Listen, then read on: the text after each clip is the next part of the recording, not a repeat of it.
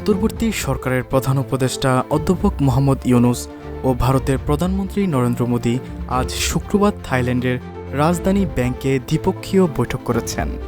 বৈঠকে মোদীর কাছে বাংলাদেশের সাবেক প্রধানমন্ত্রী শেখ হাসিনার প্রত্যর্পণ প্রসঙ্গ তুলে ধরেছেন অধ্যাপক ইউনূস। আজ দুপুরে ব্যাংকে অনুষ্ঠিত ইউনূস মোদীর বৈঠক নিয়ে জানতে চাইলে প্রধান উপদেষ্টা প্রেস সচিব শফিকুল আলম এ তথ্য জানান। বৈঠকটি অত্যন্ত ফলপ্রসূ ও গঠনমূলক হয়েছে বলে মন্তব্য করেছেন তিনি। শফিকুল আলম বলেন, ভারতের সঙ্গে আমাদের পারস্পরিক স্বার্থ সংশ্লিষ্ট যতগুলো ইস্যু আছে তার সবকটি নিয়ে কথা হয়েছে।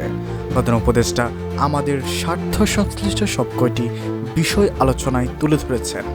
আলোচনায় সাবেক প্রধানমন্ত্রী শেখ হাসিনার প্রত্যর্পণ, ভারতে বসে তিনি যেসব উস্কানিমূলক বক্তব্য দিয়েছেন সে প্রসঙ্গ, সীমান্ত হত্যা বন্ধ, গঙ্গার পানি চুক্তির নবায়ন, তিস্তা চুক্তির প্রাঙ্গণ এসেছে, দুই শীর্ষ নেতার আলোচনা ইতিবাচক ও ফলপ্রসূ হয়েছে।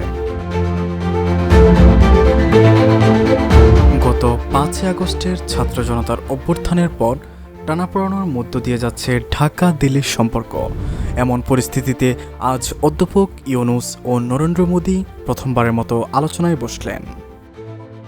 গতকাল বৃহস্পতিবার বিমস্টেক নেতাদের সম্মানে আয়োজিত নৈশভোজে অধ্যাপক ইউনূসের সঙ্গে নরেন্দ্র মোদীর দেখা হয়।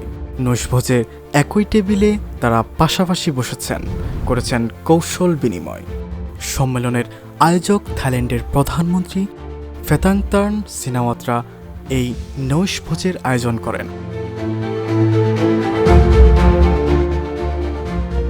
সুপ্রিয় দর্শক শ্রোতাবৃন্দ, আপনারা শুনতে পাচ্ছেন ডেইলি নিউজ 20।